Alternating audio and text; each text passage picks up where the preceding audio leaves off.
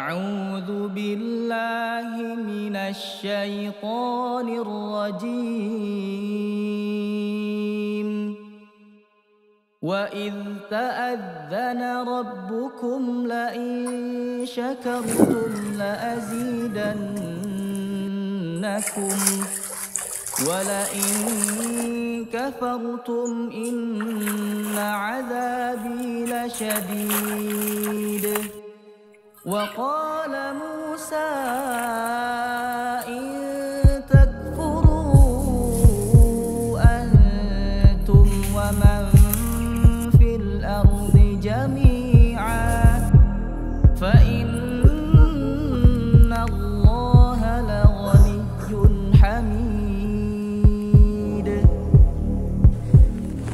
Sudah 2 tahun ini seorang istri harus berjuang untuk menafkahi keluarganya. Hal itu dikarenakan sang suami sudah mulai sakit-sakitan hingga diketahui sang suami menderita penyakit jantung bawaan hingga meninggal dunia. Dialah almarhum Pak Juri, seorang penjual bakso aci dari desa Gempol Manis. Sebagai seorang janda yang menginjak usia 50 tahun dengan kondisi yang sudah mulai renta, dia pernah berjanji kepada almarhum suaminya, biarlah saya yang berusaha. Dia saat ini menjadi tulang punggung keluarga sebagai buruh tani, buruh pencari rumput, dan penjual bakso aci. Dia adalah Mak Teplek, seorang janda dari desa Gempol Manis, Kecamatan Sambeng, Kabupaten Lamongan.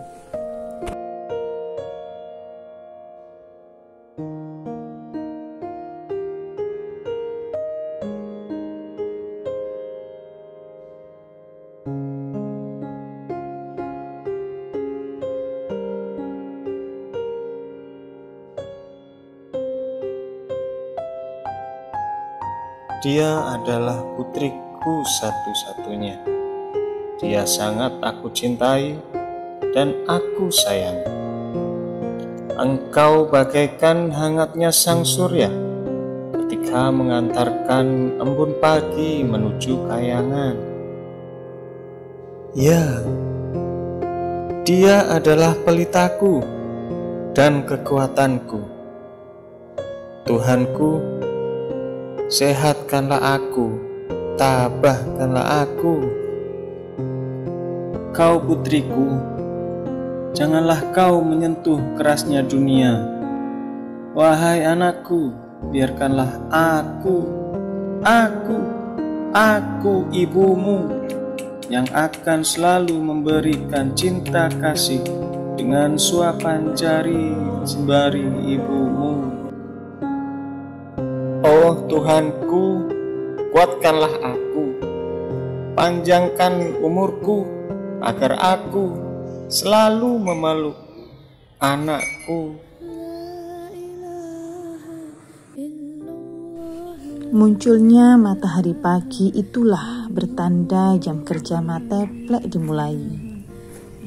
Hanya tahu goreng yang dijadikan lauk sarapan setiap harinya, sekaligus untuk persiapan sebagai bahan dagangannya siang hari.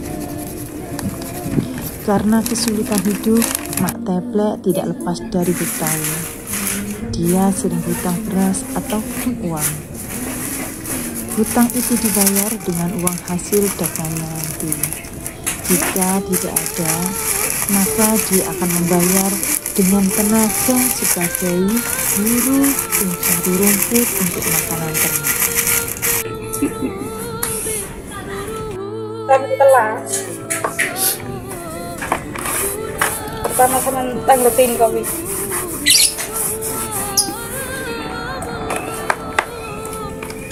Mboten semerap sing tumbas pentol niku ternyata tim survei. Mboten semerap pelong-pelong buat satean, yo populasi negeri yo. Mboten nggih ta? Terasa mboten metu nomornya. Jalan nomor. Nggih. Apa daftar penjelasan gelar apa mboten sekarang? Mboten gelo, mboten ngada sedaya tabelan kula. jelaskan nambahi kan Bu. Nggih. Mboten kula. Lah pasti sekian iki sing jenengan tersebut. Nggih seneng, nggih sedih, Mas. Seneng niku ngerti banget tiyang sedih niku mboten. Iki kula tak bandingan niku mboten wonten. Sedih terus pundi ya.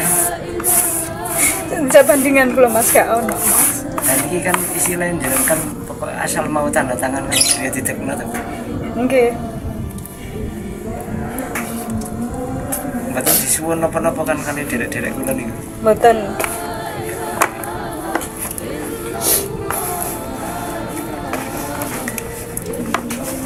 Pekerjaan dengan hasil yang tidak menentu ini harus terus dilakukan Mak Teplek dalam mengarungi sulitnya hidup. Setiap hari Mak Teplek berpikir keras untuk menutupi kekurangan dalam mencukupi kebutuhan hidupnya. Saat suami masih hidup, mereka berdua memiliki keinginan yang cukup besar, yaitu memiliki tempat tinggal yang layak untuk ditinggali. Namun, apalah daya, mimpi itu belumlah terwujud. Sang suami hanya mampu mewariskan seperangkat alat masak, sepeda dan gerobak pemberian tetangga pun menjadi alat perjuangan untuk mewujudkan mimpi. Dengan hanya berkemampuan membuat bakso aci itulah Mak Teplek terus bertahan hidup dan selalu menggendong harapan besar bisa membangun sebuah rumah.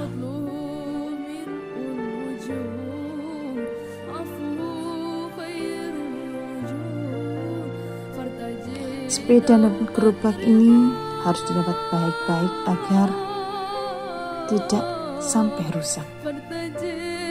Mungkin jika tidak ada sepeda ini, maka Mak Teplek harus berjualan dengan memikul gerobak, mengintari dari dusun ke dusun lain.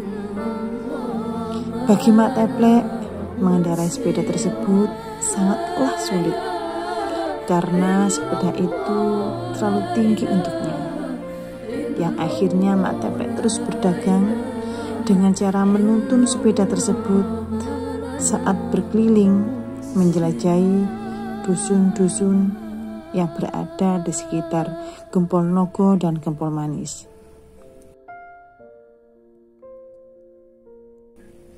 Jalanan yang dilalui pun terasa semakin berat karena medan yang dilalui antara naik dan turun. Walaupun dalam keadaan sakit, asalkan masih bisa ditahan, Mak Teplek tetap bekerja untuk menyambung hidupnya. Mungkin bagi orang lain, di usia setengah abad menjadikan waktu untuk menikmati hidup. Melihat anak tumbuh besar dewasa, tumbuh bahagia, dan melihat cucunya tersenyum bahagia. Tapi lain dengan Mak Teplek. Di usia setua ini, Mak Teplek malah harus memenuhi perjuangannya keras untuk memenuhi kebutuhan hidup. Bisa dibayangkan, seorang penjual bakso aci dengan jumlah dagangannya yang tidak banyak dan dipasarkan di dusun-dusun saja. Rasa bosan di lidah para pembeli mengakibatkan dagangannya tidak laku, sehingga hasilnya tidak menentu juga. Jika Mak Teplek mendapatkan mimpi baik, maka dagangannya habis terjual.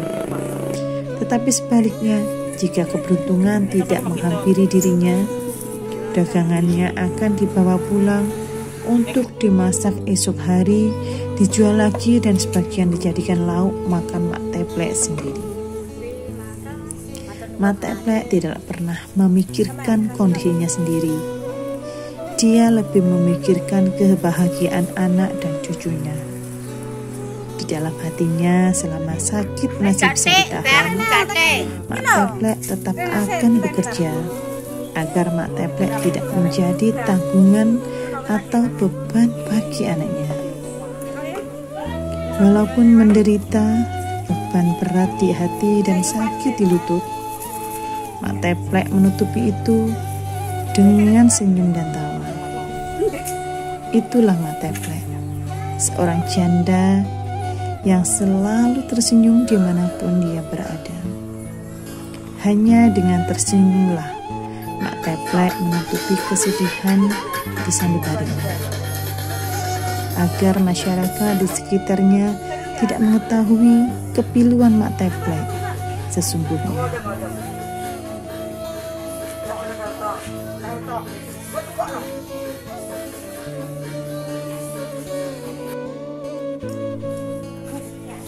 Beratnya menuntun sepeda dan gerobak melalui jalan yang naik turun mengakibatkan rasa lelah yang teramat dalam ketika di malam hari. Walaupun begitu, Mak Teplek terus berjuang esok harinya tanpa memikirkan rasa sakit yang dialaminya.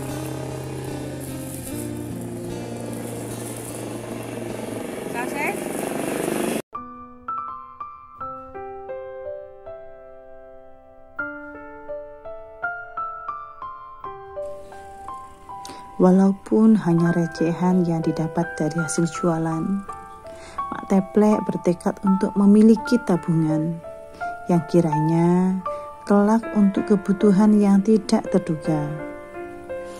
Uang-uang koin dan recehan sisa hasil dari belanja harian, Mak Teplek kumpulkan satu persatu dari hari ke hari. Kala itu, sang suami berpesan kepada Mak Teplek, silahkan berdagang asal tidak sampai menyeberang jalan raya. Itu disampaikan sang suami atas dasar rasa sayangnya kepada Mak Teplek. Sahabat Mak Teplek hanyalah berupa alat masak, sepeda angin, dan gerobak dagangannya. Disitulah tersimpan kerinduan pada sang suami. Putri satu-satunya Mak Teplek bernama Ana Safitri dan cucu satu-satunya bernama Faiz. Mereka sumber kekuatan dalam tekadnya saat ini untuk terus berjuang. Entah sampai kapankah sulitnya hidup yang akan dilalui Mak Teplek. Saat ku jauh dari jangkauan, doamu kau sertakan. Maafkan diriku Bunda, kadang tak sengaja ku membuat relung hati. Seringkali Mak Teplek harus mencari hutang ke tetangganya. Gali lubang tutup lubang menjadi cara bertahan hidup. Setiap hari Mak Teplek mempersiapkan dagangannya dengan berbelanja di warung tetangga. Dan jika hasil dagangannya kemarin dirasa lebih, Mak Teplek bisa membayar belanjanya tersebut. Tapi jika hasil dagangannya sepi, maka Mak Teplek terpaksa harus hutang terlebih dahulu. Setiap manusia hidup pasti mengalami sakit, begitu pula Mak Teplek.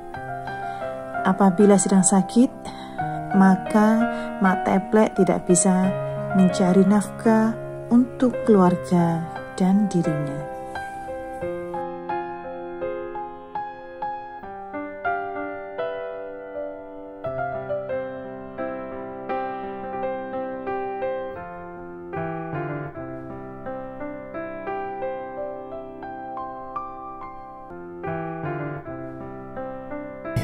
Semoga ibu sehat dan selamat.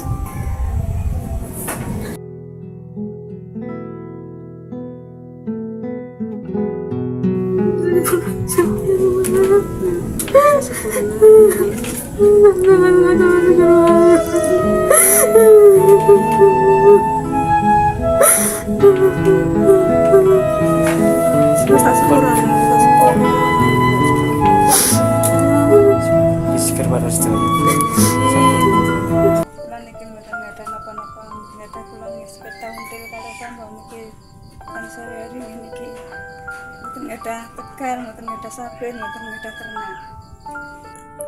Mboten ana maes keluar terus. Nggih. Dengan penuh harapan dan memohon kepada Sang Pencipta agar dalam ikhtiar dagangannya dipertemukan oleh pembeli bakso acinya. Semua itulah harapan Mak Teplek diletakkan agar mereka mau membeli bakso acinya. Dari merekalah rahmat Tuhan dalam memberikan rezeki kepada Mak Teplek.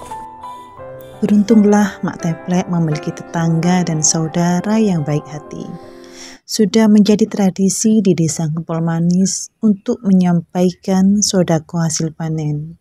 Maka pada saat panen raya tiba, Mak Teplek mendapat rezeki pula.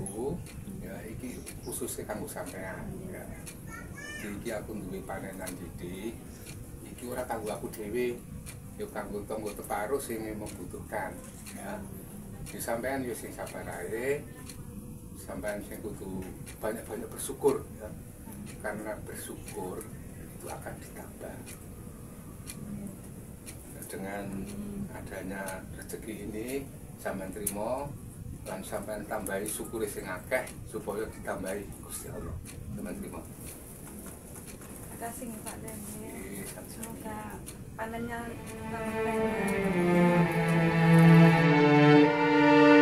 Atas berkat rahmat Allah yang Maha Kuasa dan ridho Sang Guru, mimpi Ibu Teplek menjadi kenyataan. Semoga inspirasi yang dicontohkan oleh Sang Guru, yaitu beliau Sang Mursyid Thariqah Sidikiyah Indonesia Muhammad Mukhtarullah Al-Mujtaba Mukti, beserta Sang Maulana Muhammad Subakhi Azal Sani, pimpinan Wali Talqin Indonesia, dan Ibu Nyai Sohfatu Uma, pimpinan Dibra Sidikiyah Indonesia.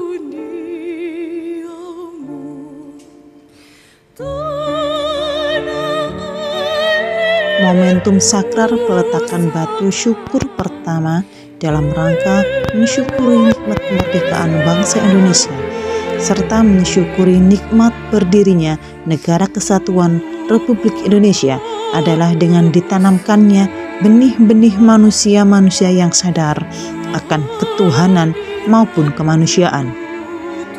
Rahasia besar yang diwujudkan dalam membangun rumah syukur kemerdekaan Indonesia layak huni Sidikiyah ini tentunya bertujuan untuk membangun negeri dan menata negara dalam mewujudkan unsur rasa dengan melandaskan ketuhanan, mewujudkan unsur akhlak karim, mewujudkan unsur persatuan, mewujudkan unsur hikmah, serta mewujudkan unsur keadilan sosial. Sehingga bencana yang akan muncul pasti tertahan oleh unsur-unsur yang diwujudkan pada rumah syukur kemerdekaan layak huni Sidikiyah tersebut. Hikmah terbesar dalam rumah syukur kemerdekaan Indonesia layak huni Sidikiyah tentunya menciptakan rasa kesadaran akan rasa cinta, kerinduan terhadap Yang Maha Kuasa, karena ridha Allah lebih besar dari surga.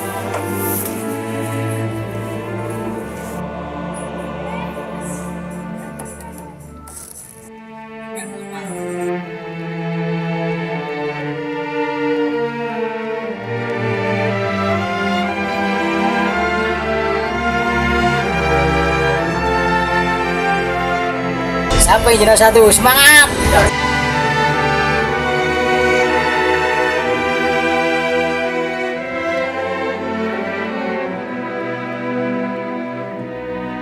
Sampai Yona satu semangat. Yona sampai satu semangat. Bos, ganti dol! Yona satu, semangat! Yona satu Sambeng semangat. Sambeng Yona satu semangat. Sambeng semangat kompak. Dalam jati diri manusia, setiap manusia apapun yang dimiliki, baik terwujud ataupun tak terwujud, baik besar maupun kecil, di sanalah ada hak-hak saudara kita yang wajib tersampaikan. Oleh karena itu, wajib bagi kita menyadari adanya hak-hak orang lain yang ada pada diri kita. Karenanya, hak-hak tersebut wajib diberikan kepada yang berhak menerima.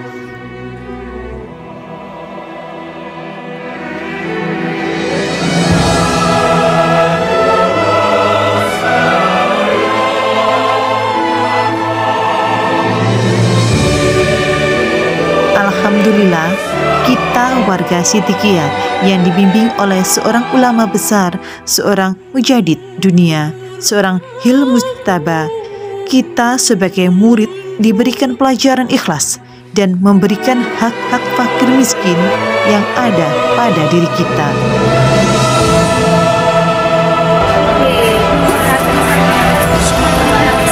Semangat untuk Indonesia Raya. IST untuk Indonesia Raya. Oke. Alhamdulillahirrahmanirrahim, bersama ST, rokok ST, kopi ST untuk rumah syukur untuk Indonesia Raya.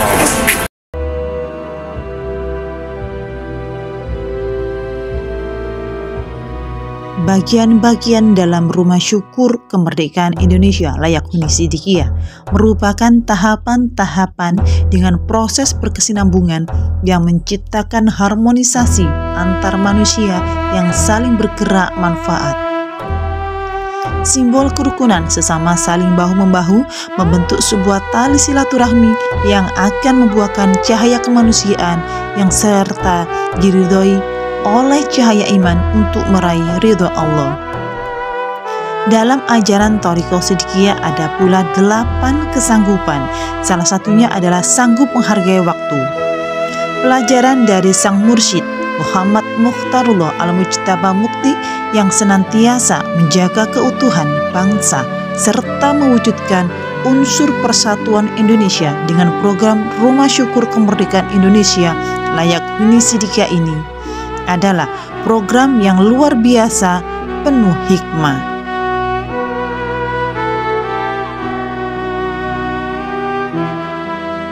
Ini adalah wujud syukur kita sebagai bangsa Indonesia dan kita yang bernegara kesatuan Republik Indonesia dengan semboyan Bhinneka Tunggal Ika berlambangkan Garuda dengan Pancasila serta bendera Sang Saka Merah Putih.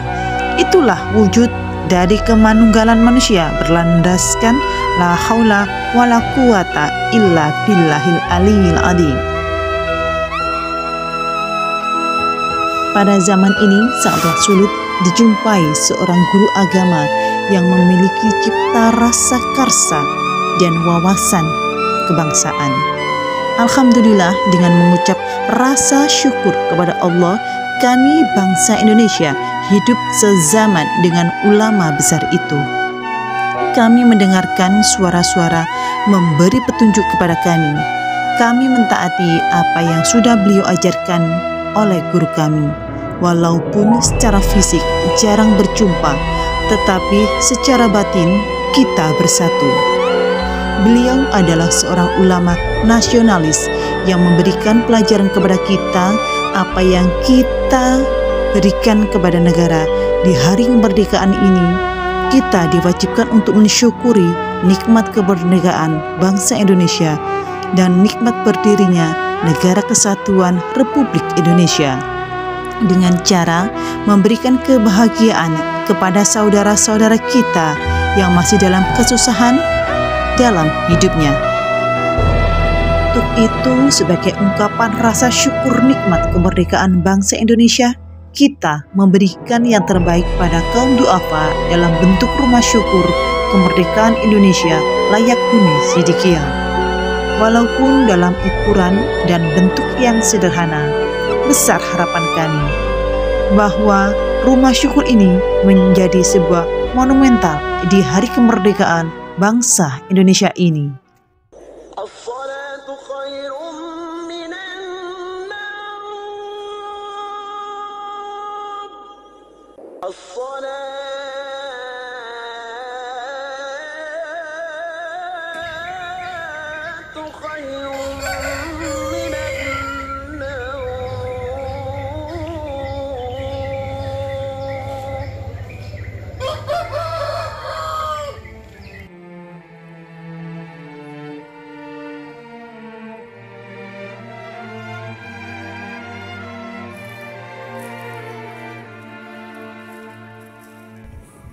alhamdulillah aku saiki ana sing ngekno omah. Teko warga sedikit. Yen sampean durung iso ngekno omah, aku saiki iso ngekno omah. Alhamdulillah rabbil alamin. Teko ngene Pak Kiai Klar. Tak rombongane ya Allah. Alhamdulillah rabbil alamin.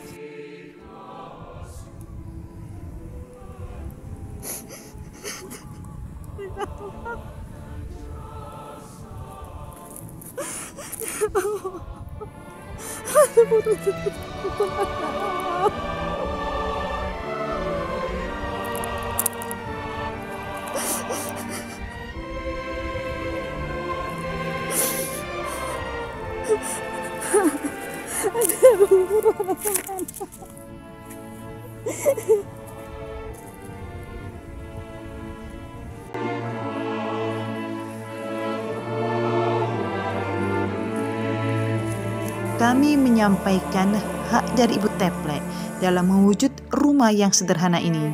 Semoga Ibu Teplek sekeluarga diberikan kesehatan dan jauh dari penyakit. Dan semoga kita masih dipertemukan kembali bersama saudara-saudara semua dalam perjuangan membangun negara ini. Jayalah negeriku, jayalah bangsaku. Indonesia Raya, Indonesia Raya.